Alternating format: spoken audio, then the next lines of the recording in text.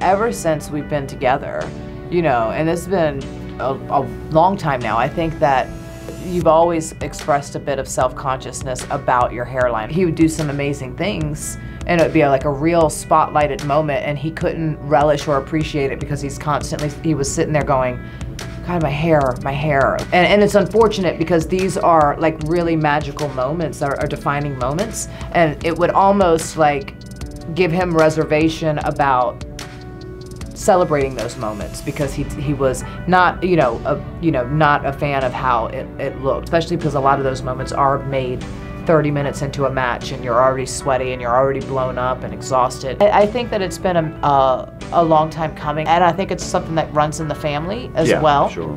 Obviously, and so he was very aware that it was going to be a thing, and he just didn't, never really wanted to shave your head. No. No. If I'd have thought I looked good with a shaved head, I would have bitten that bullet years ago.